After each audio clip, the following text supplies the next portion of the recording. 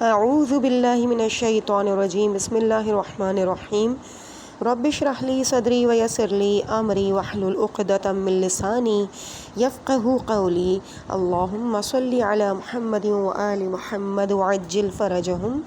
کاشانہ بصیرت کے انتہائی محترم اور معزز سامعین، السلام علیکم ورحمۃ اللہ وبرکاتہ۔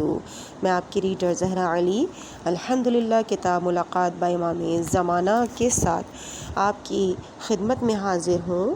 یہ اس کتاب کی ریڈنگ کا 5واں حصہ ہے، حکایت نمبر 13 ہے اور پیج نمبر ہے 94۔ جب ہم حوزہ علمیہ قم پڑھتے تھے، یہ واقعہ فضلہ اور اہل علم میں بہت مشہور تھا، اور میں نے دوسرے طریقے سے بھی اس کی تائید دریافت کی ہے۔ کتاب پرواز روح میں اس تائید کی طرف ایک جہت سے اشارہ بھی کیا ہے۔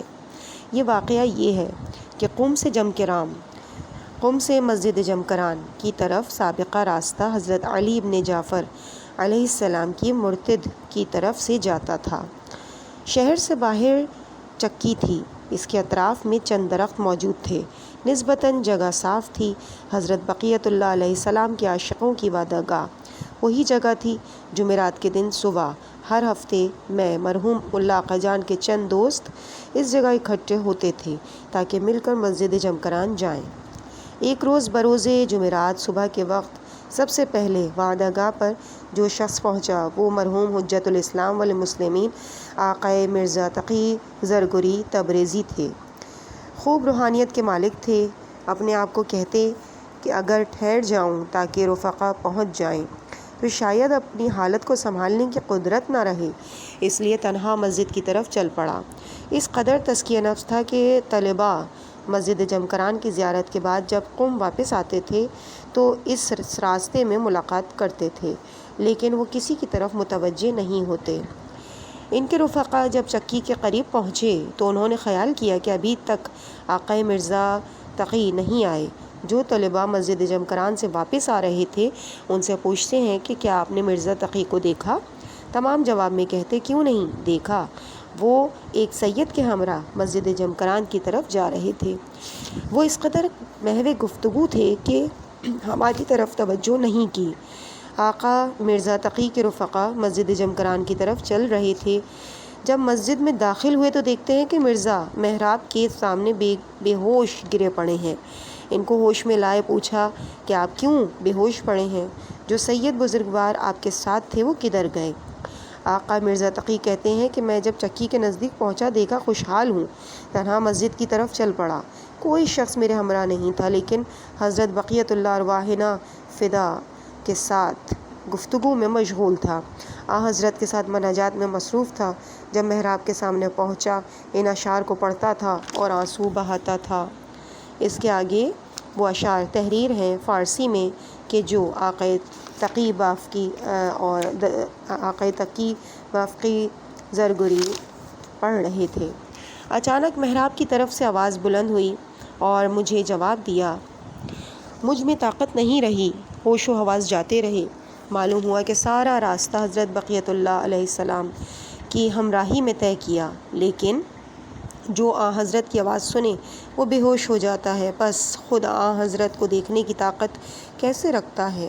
اس لیے جو لوگ حضرت کو نہیں پہچانتے وہ ان کا دیدار کرتے ہیں، لیکن وہ خود تنہا حضرت حجت ابن الحسن علیہ السلام کے ساتھ مناجات کی لذت حاصل کر رہے تھے۔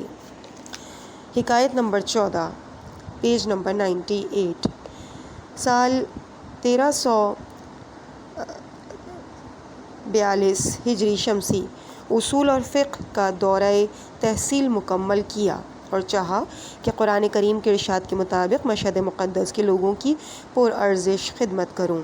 محلہ سعد آباد مشہد میں بہائی لوگوں کا گڑھ تھا، کم از کم 150 گھر وہاں آباد تھے، اس لیے اس جگہ کو منتخب کیا۔ مشہد اور ایران کے نیک لوگوں کے تعاون سے ایک مسجد بنام مسجد صاحب الزمان تعمیر کی گئی۔ ایک بہت بڑا ہال بنام مرکز بحث و انتقاد دینی بنایا گیا۔ اسی جگہ مذہبی اعتقادی سوالات کے جواب دیے جانے کا بندوبست کیا۔ الحمدللہ بہت تھوڑی مدت میں پرارزش خدمات حضرت بقیت اللہ ارواحنا فدا کی بارگاہ میں تقدیم کی گئیں۔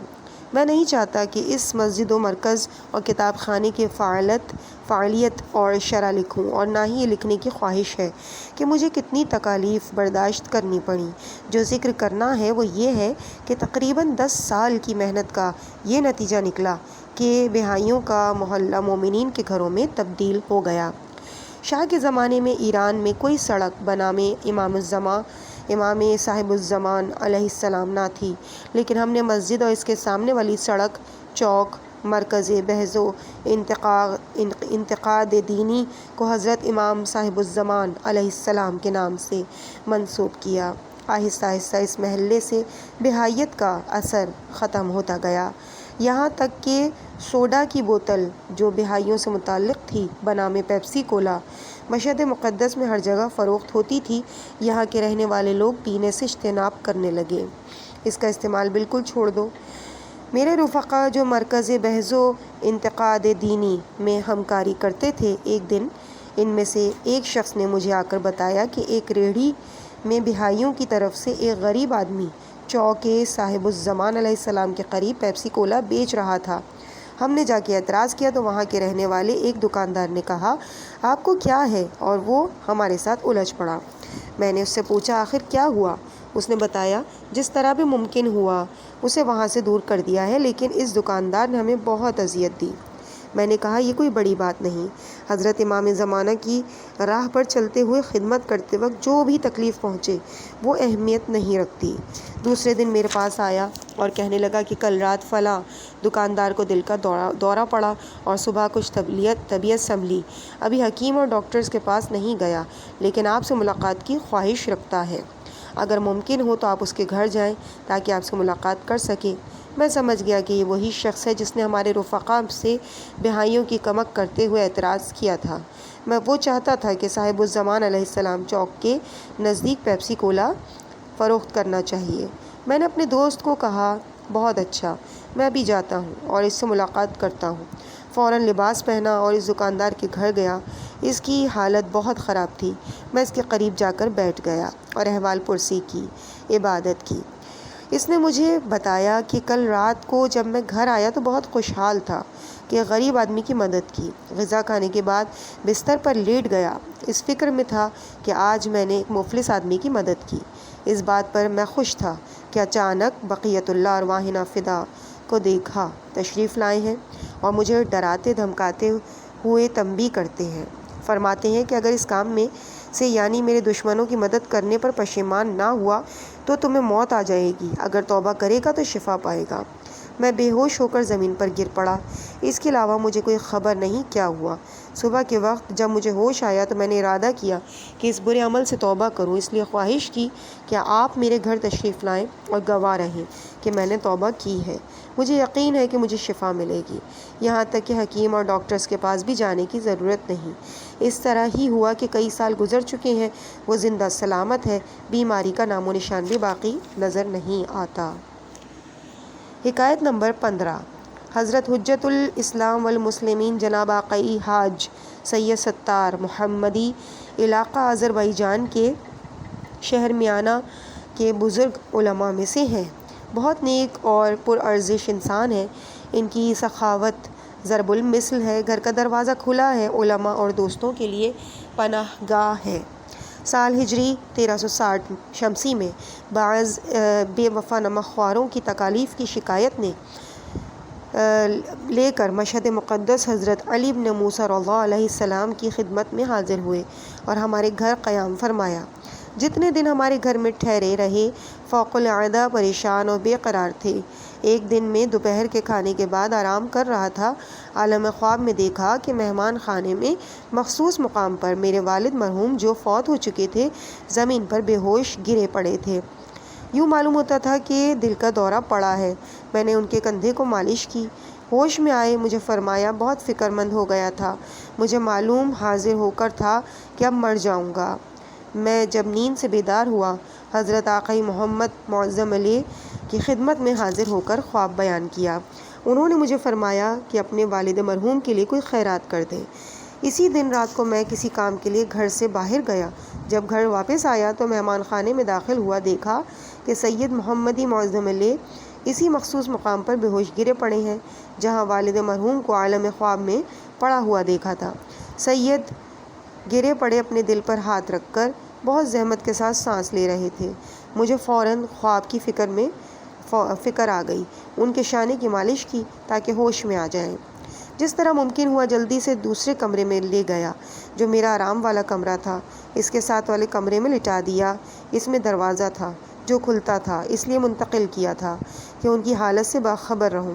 چارپائی پر آرام دینے کے لیے لٹا دیا۔ چونکہ مکان شہر سے باہر قریۃ المہدی میں تھا، اس لیے رات کو حکیم اور ڈاکٹر عیادت کے لیے نہ لا سکا۔ البتہ بہت سخت پریشانی تھی۔ ساری رات نیند بھی نہیں آتی تھی۔ تھوڑی تھوڑی دیر بعد آقائی سید محمد کی حالت دیکھتا، احوال پرسی بھی کرتا۔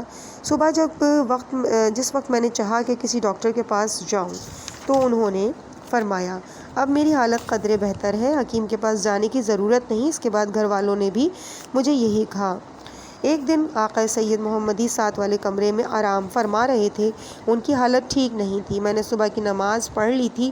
نماز کے بعد بیداری کے عالم میں دیکھتا تھا کہ جس کمرے میں آقا سید محمدی لیٹے ہوئے ہیں اس کا دروازہ کھلا اور حضرت رسول خدا صلی اللہ علیہ وآلہ وسلم داخل ہوئے، اور جو دروازہ ان کے اور ہمارے درمیان کھلتا تھا اس میں کھڑے ہو گئے۔ حضرت علی علیہ السلام ان کے داہنی طرف کھڑے تھے۔ حضرت فاطمۃ الزہرا سلام اللہ علیہا بائیں طرف کھڑی تھیں۔ باقی سارے ائمہ اور حضرت بقیۃ اللہ عجل اللہ تعالی فرجہ الشریف ان کے پیچھے کھڑے تھے۔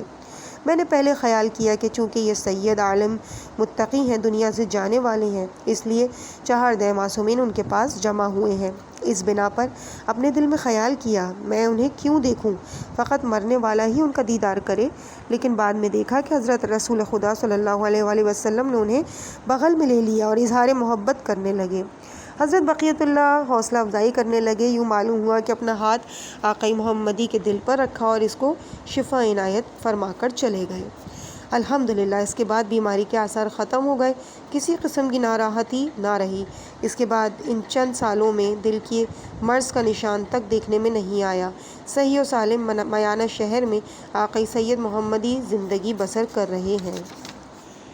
حکایت نمبر 16۔ اکثر اوقات مسجد صاحب الزمان مشہد مقدس میں نماز مغرب و عشاء کے بعد میں ممبر پر بیٹھ کر چند جملے اعتقادات، اخلاقیات، قرآن و حدیث کی روشنی میں لوگوں سے بیان کرتا۔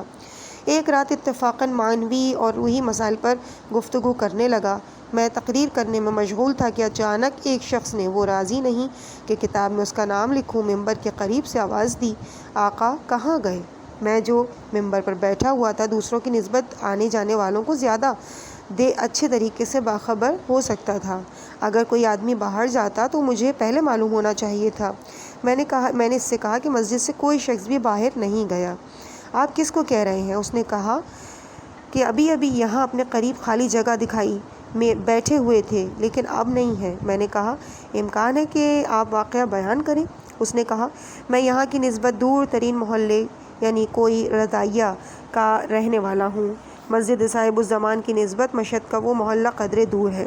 آج تک میں اس مسجد میں نہیں آیا۔ تقریباً 3 سال سے درد دل کا مریض ہوں۔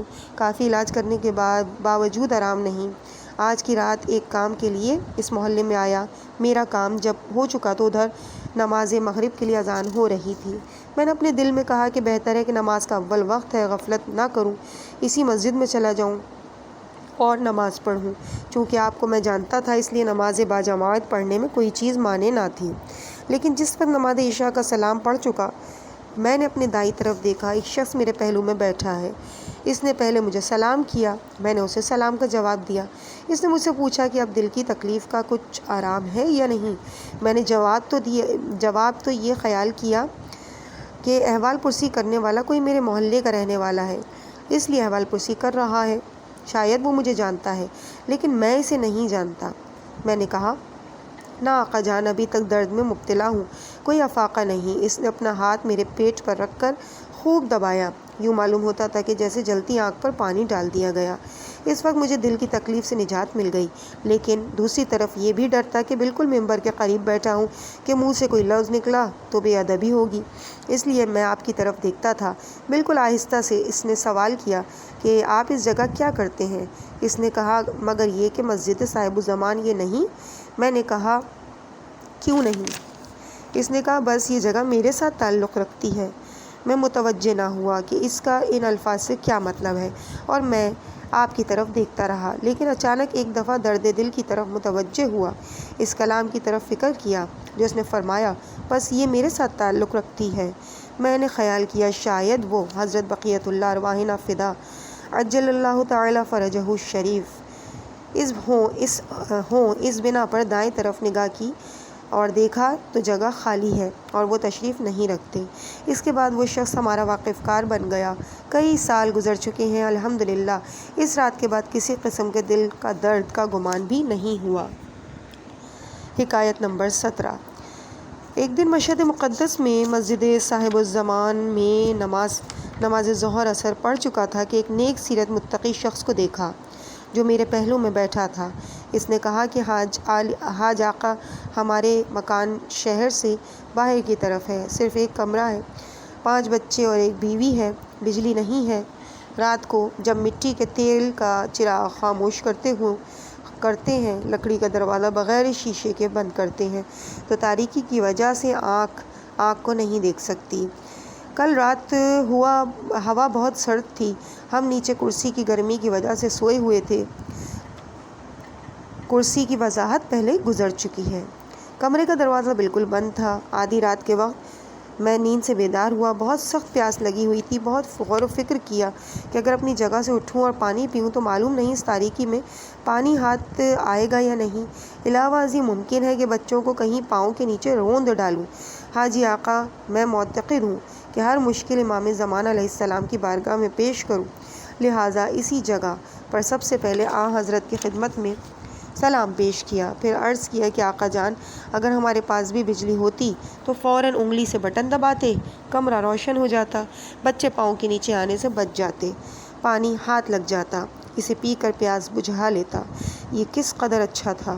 اچانک دیکھا تو حضرت بقیت اللہ ارواحنا فدا علیہ السلام میرے ساتھ ایک طرف کھڑے ہیں۔ مجھے فرمایا یہ پیسے لو اور مسجد صاحب الزمان میں سید حسن ابتہی کے پاس جاؤ، یہ رقم اسے دے دو اور کہو میرے لیے بجلی مہیا کرے۔ میرا ایک 7 سالہ بیٹا تھا، اس دوران وہ بھی جاگ گیا۔ جب آقا نے مجھے پیسے دیے تو وہ دیکھ رہا تھا، اس لیے وہ بھی انتظار میں تھا کہ مجھے بھی رقم ملے۔ حضرت بقیت اللہ علیہ السلام نے اسے بھی 35 تومان عنایت فرمائے۔ یہ شخص پاک باطن اس طرح حقیقت کے ساتھ مطالب بیان کر رہا تھا کہ میں اس کی گفتگو میں 1000 میں 1 مرتبہ بھی خلاف احتمال نہیں دے سکتا تھا۔ بہرحال میں نے اس سے کہا کہ فی الحال یہ تیرے ہی پیسے ہیں، آپ اجازت دیتے ہیں کہ برکت کے لیے ان میں سے 10 تومان اٹھا کر جیب میں ڈال لوں اور اس کے عوض 20 تومان رکھ دوں اور تمہارے لیے بجلی کا اہتمام کروں؟ اس نے کہا حاجی آقا آپ کو اختیار ہے۔ میں نے ان میں سے 10 تومان اٹھا لی اور 20 تومان ان میں رکھ دیے۔ جہاں وہ شخص رہتا تھا اس علاقے میں بجلی کا لے کر جانا بہت مشکل تھا، لیکن بڑی آسانی کے ساتھ بجلی کی منظوری مل گئی اور صرف چند دنوں میں وہاں بجلی کا انتظام ہو گیا۔ جب اخراجات کا حساب کیا تو 10 تومان زیادہ بنے، پس معلوم ہوا کہ یہ 10 تومان وہی ہیں جو میں نے ان میں اضافہ کیا تھا۔ اس واقعے کو گزرے ہوئے تقریباً 12 سال سے زیادہ عرصہ گزر چکا ہے، لیکن ابھی تک میرے پاس وہ 10 تومان موجود ہیں۔ ان کی برکت کی وجہ سے آج تک میں مقروض بھی نہیں ہوا اور مال و دولت بھی کافی مقدار میں میرے پاس موجود ہے۔ حکایت نمبر 18۔ مسجد صاحب الزمان علیہ السلام میں 15 سال کی مدت میں جب میں وہاں تھا، شب بیداری کی راتوں میں لوگوں کا بہت ہجوم ہوتا تھا۔ لوگ اپنی مرادیں پاتے تھے اور جو کچھ طلب کرتے تھے اس کے اثرات فوق العادہ ان کی طرف لوٹتے تھے۔ شاید آپ فکر کریں کہ میں یہ کہنا چاہتا ہوں کہ میری وجہ سے یہ اثر تھا کہ میرے نفس کی تاثیر تھی، نہ ایسا تھا، میرے نفس کی وجہ سے ایسا نہیں تھا۔ بلکہ اس مدت میں یہ مقصد یہ تھا کہ فرقہ بہائیہ اس جگہ اکٹھا ہے، انہیں یہاں سے ختم کیا جائے۔ اس ہدف کے لیے کمک کی ضرورت تھی، اس لیے حضرت بقیت اللہ ارواحنا فدا علیہ السلام اس مسجد کے ساتھ محبت اور عنایت کرتے تھے، اور جو لوگ خلوص کے ساتھ اس میں قدم رکھتے تھے ان پر نظر شفاعت فرماتے تھے۔ اس مدت کے بعد جن لوگوں نے اس مقدس نام کو ضائع کرنے کی کوشش کی اور اس مسجد میں حضرت زہرا سلام اللہ علیہا کے فرزندوں کے ساتھ بے ادبی اور جسارت کی، وہ بدبخت ہوئے۔ بہرحال شب بیداری کی اکثر راتوں میں جو لوگ اس مسجد میں آتے تھے بہت سے معجزات کو دیکھنے میں آتے تھے، چونکہ اس زمانے میں انہیں اکٹھا کرنے کا ذہن میں خیال تک نہیں آتا، اس لیے ان خصوصیات کو نقل کرنے سے قاصر ہوں، نہ ہی توضیح پیش کر سکتا ہوں۔ لیکن سال ہجری 1353 ہجری شمسی ماہ رمضان المبارک کی 23ویں رات کو چند مردوں اور عورتوں کے لیے جو وہاں موجود تھے ان کے لیے بہترین واقعہ پیش کیا۔ ان خوش قسمت افراد میں سے ایک خود میرے گھر والے تھے۔ انہوں نے واقعے کو اس طرح سے بیان کیا اور خواہش کی کہ میں اسے کتاب میں درج کروں۔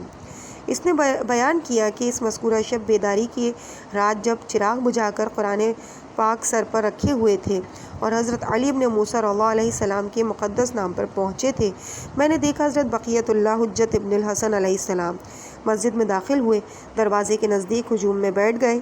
مسجد میں زنانہ حصے میں تھی میں مسجد میں زنانہ حصے میں تھی۔ اس طرح آہستہ کہ اکثر اوقات آواز آقا کو سنائی نہ دے، لیکن اعتقاد یہ تھا کہ آقا سنتے ہیں۔ میں نے کہا، آقا آپ وہاں کیوں بیٹھ گئے؟ آپ لوگوں کے درمیان کیوں نہیں تشریف لے گئے تاکہ آپ کی زیارت کریں؟ حضرت وہاں سے اٹھے، لوگوں کے درمیان سے گزرتے ہوئے محراب کے قریب پہنچے۔ میں نے عرض کی، آقا اگر عورتوں میں تشریف لائیں تو کیا ہو جائے گا؟ عورتوں کی جگہ اوپر کی طرف تھی۔ حضرت سیڑھیوں کی طرف سے نہیں آئے، بلکہ جس طرح کوئی پرواز کرتا ہے بغیر حرکت کے بلند ہوئے اور ہمارے قریب ایک طرف کھڑے ہو گئے۔ ہم قرآن کریم کو سر پر اٹھائے ہوئے تھے، عمل انجام دے رہے تھے۔ اس کے بعد پہلی جگہ چلے گئے۔ مجلس کے آخر میں مسجد میں تشریف فرما تھے۔ جب دعا مانگی تھی حضرت علیہ السلام آمین کہتے تھے۔ حکایت نمبر 19۔ مرحوم آیت اللہ آقائے الحاج آقا سید حسین قاضی تبریزی قم میں قیام پذیر تھے۔ تمام علماء اور بندگان انہیں ایک عالم متقی صاحب کرامت جانتے تھے۔ وہ خود بھی ان کی خدمت میں کئی مرتبہ میں بھی حاضر ہوا، ان سے استفادہ حاصل کیا۔ مشہور یہ تھا کہ وہ اکثر حضرت بقیت اللہ علیہ السلام کی خدمت میں حاضر ہوتے، لیکن میں نے ان سے کوئی بھی قابل نقل ایسا واقعہ جس کی سند صحیح ہو نہیں پایا، اور خود میں نے بھی ان سے ایسی کوئی چیز نہیں سنی تھی۔ لیکن الحمدللہ جس وقت اس کتاب کو لکھتے ہوئے میں یہاں پہنچا تھا تو قم سے ایک مہمان تشریف لایا جو کہ ہمارے گھر قیام فرما ہوا۔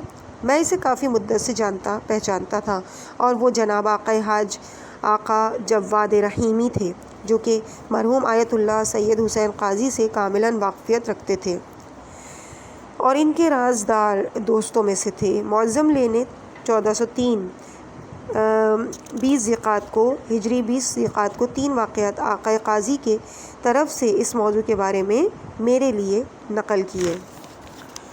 مرحوم آیت اللہ آقا سید حسین قاضی نے فرمایا تھا کہ وعدے میں اکٹھے تھے کہ حضرت بقیت اللہ علیہ السلام کی خدمت میں پہنچے، وعدہ گاہ میں اکٹھے تھے۔ حضرت مجھے دیکھتے تھے، لوگوں کی دلجوئی کرتے تھے۔ مجھے فرمایا کہ آپ کیا چاہتے ہیں جو میں آپ کو عطا کروں؟ میں نے عرض کی، آقا جان میں چاہتا ہوں کہ ان تمام افراد سے نزدیک ترین جگہ مرحمت فرمائیں۔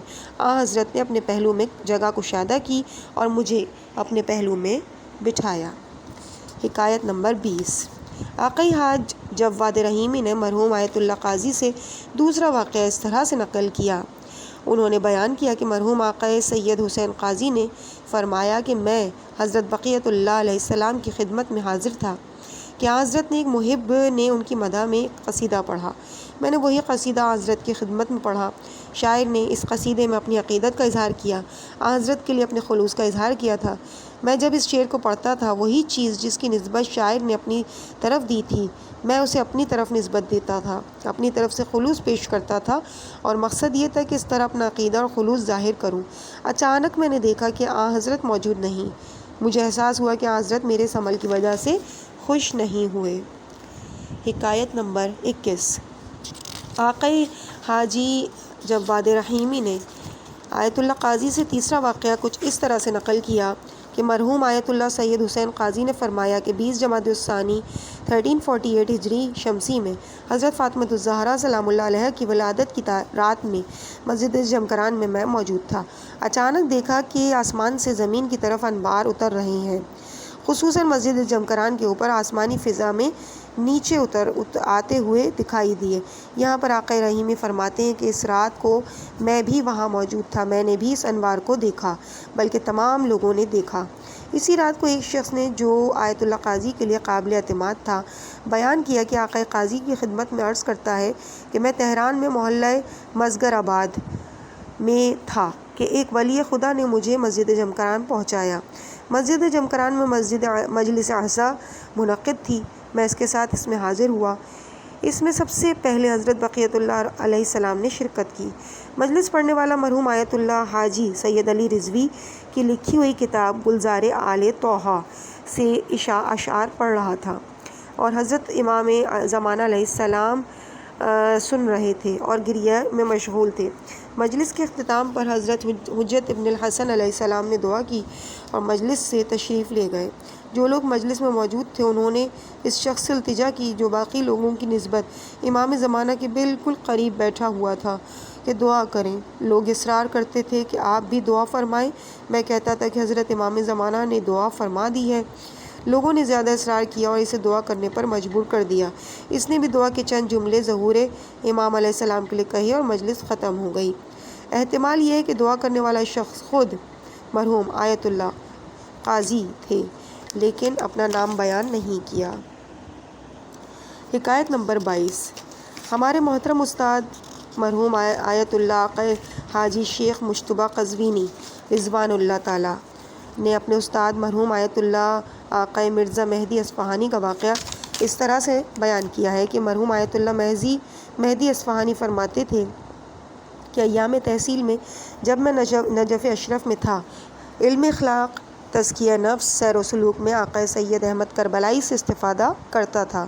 وہ بلند پائے عرفا میں سے تھے، ان کی نظر میں رشد و کمالات معنوی تزکیہ نفس میں حد کمال باصطلاح مقام قطبیت پر اور فنا فی اللہ کی حد تک پہنچ چکا تھا۔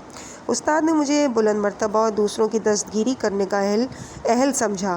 فلسفے میں مجھے استاد سمجھا، عارف، کامل، قطب، معنی فنا فی اللہ جانتے تھے، لیکن میں خود اپنے آپ کو دھوکہ نہیں دے سکتا تھا۔ ابھی حقیقی معارف سے کچھ بھی نہیں جانتا تھا، دل مطمئن نہیں تھا، اپنے آپ کو اس میں ناقص سمجھتا تھا۔ اسی فکر میں تھا کہ دل میں خیال آئے کہ بدھ کی رات کو مسجد سہلہ میں جا کر حضرت بقیت اللہ ارواحنا فدا علیہ السلام کی بارگاہ میں سوال کرنا چاہیے۔ انہیں اللہ تعالیٰ نے ہمارے لیے غوث اور پناہ گاہ خلق کیا ہے، شاید کہ مجھ پر نظر کرم فرمائیں اور صراط مستقیم کی طرف رہنمائی فرمائیں۔ میں اس فکر میں مسجد سہلہ پہنچا۔ تمام علوم میں سے جو کچھ کہا گیا اور کہا اس سے نہ کیفیت حامل ہے نہ حال۔ اپنے آپ کو افکار عرفانی، متصوفہ اور خود ساختہ فلسفے سے لاعلم سمجھا اور 100% کمال اخلاق کے ساتھ اپنے آپ کو مقام توبہ پر جانتے ہوئے حضرت کے اختیار میں دے دیا۔ اچانک نور جمال حضرت بقیت اللہ ارواحنا فدا ظاہر ہوا، میرے ساتھ بہت شفقت فرمائی، میرے لیے ایک میزان عطا فرمایا تاکہ ہر وقت اس میزان کو سامنے رکھ کے چلتا رہوں۔ یہ جملہ مجھے ارشاد فرمایا، یعنی طلب المعارف من غیر طریقنا اہل البیت مساول لانکارنا۔ ترجمہ، یعنی حقائق کی پہچان اور معارف کی جستجو بھی ہم اہل بیت رسول کے رستے سے ہٹ کر یوں ہی ہے جیسے ہمارا انکار۔ جس وقت مرحوم مرزا اصفہانی نے حضرت سے یہ جملہ سنا تو اس بات کی طرف متوجہ ہوئے کہ معارف حقہ کو معلوم کرنے کے لیے واحد راستہ یہی ہے کہ قرآن کریم کی آیات اور اہل بیت عصمت و طہارت کی روایات سے استفادہ کیا جائے۔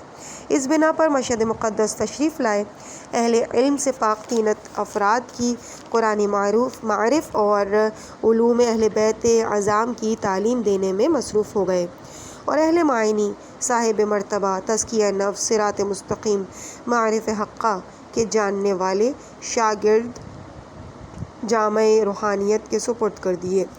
یہاں پر چند تذکرے اور توضیح کی ضروری سمجھتا ہوں کہ قائرین کرام کی خدمت میں پہنچا سکوں۔ نمبر 1، مرحوم آیت اللہ آقا مرزا مہدی اصفہانی کا صاحب مرتبہ ہونے کا واقعہ مختلف طریقوں سے نقل ہوا ہے۔ میرے لیے جو استاد مرحوم آقا شیخ مجتبیٰ قزوینی نے بیان کیا وہ معتبر ہے، جیسا کہ میں نے درج کیا۔ میرے نزدیک معتبر ترین اسی طرح ہے۔ نمبر 2، مرحوم سید احمد کربلائی آقائی ملا حسین قلی ہمدانی کے شاگردوں میں سے ہیں۔ ان کے خطوط موجود ہیں۔ ظاہراً معلوم ہوتا ہے کہ کسی شخص نے شیخ عطار کے اس شعر کا معنی پوچھا، یعنی شعر فارسی کا یہاں پہ تحریر ہے۔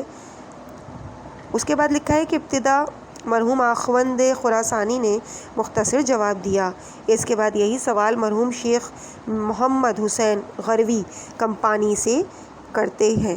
انہوں نے فلسفہ ارسطو کے مطابق جواب دیا۔ پھر یہی سوال مرحوم سید احمد کربلائی سے پوچھا۔ انہوں نے افلاطون کے فلسفے کے مطابق جواب دیا۔ ان کے خطوط بعینہ میرے پاس موجود ہیں۔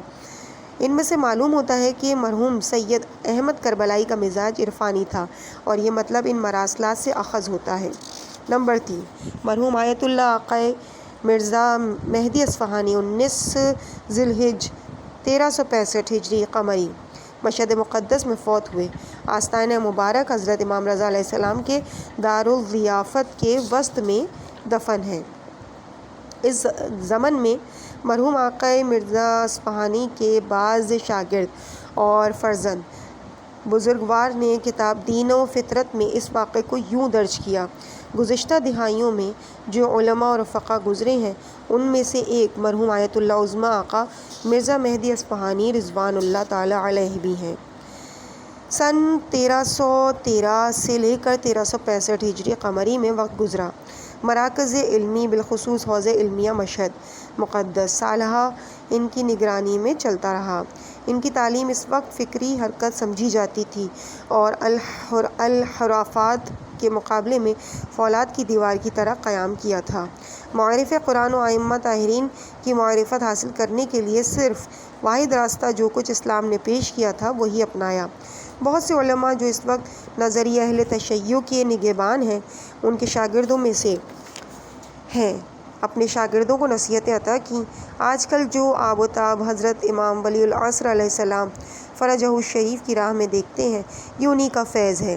وہ امام زمانہ علیہ السلام کی بارگاہ میں حاضر ہو کر معارف و علومیہ دینیہ حاصل کرتے تھے، اور دور حاضر میں جو جلوہ موجود ہے انہی کی محنت کا نتیجہ ہے۔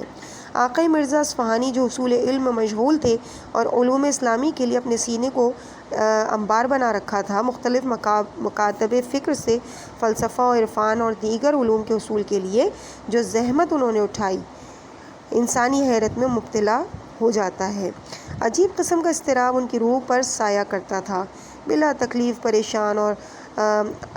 پریشانی کے ان میں انقلاب فکری ایجاد کرتی تھی۔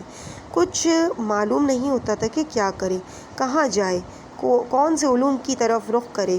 اس زمانے میں علمی جنوبی معنوی پیاس بجھانے کے لیے کدھر کا رخ کرے۔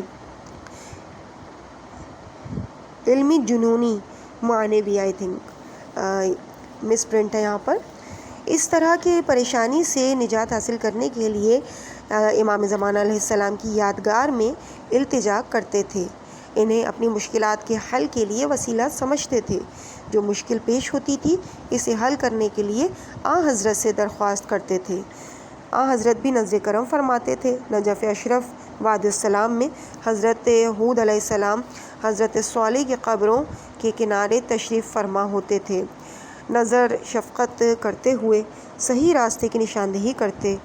آقا مرزا جب شکستہ دل بہتے ہوئے آنسوؤں کے ساتھ حضرت کے دیدار کی آرزو کرتے تو اپنے مقصد کو پا لیتے، امام زمانہ علیہ السلام کی صحبت سے فیض یاب ہوتے اور اپنے درد کی دوا حاصل کرتے۔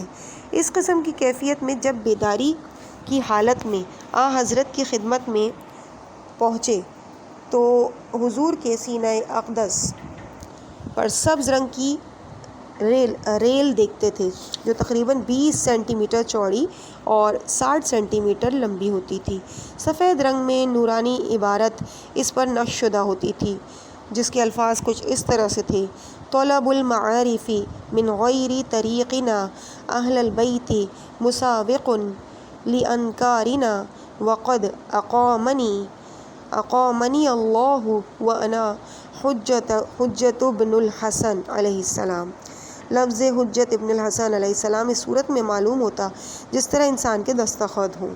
ترجمہ: یعنی ہم اہل بیت رسول کی راہ کے علاوہ معارف کی تلاش اسی طرح ہے جیسے ہمارا انکار کرنا۔ خداوند کریم نے مجھے قیام کے لیے فرمایا، میں خدا کی حجت اور حضرت امام حسن عسکری علیہ السلام کا بیٹا ہوں۔ اس کے بعد حضرت غائب ہو جاتے۔ حضرت کا یہ پیام دل جلوں کے لیے مرہم کا کام کرتا، ان کے لیے راہ حق واضح ہو جاتا۔ اس عنایت وسیلے کے ذریعے مرحوم آقائی مرزا معارف الہی کے جوش مارتے ہوئے چشمے سے ہدایت حاصل کرتے، عاقل و دانشمند شخصیت سے بہرہ مند ہوتے۔ اس شخصیت کا نام نہیں لیتے، صاحب علم ہی کہتے۔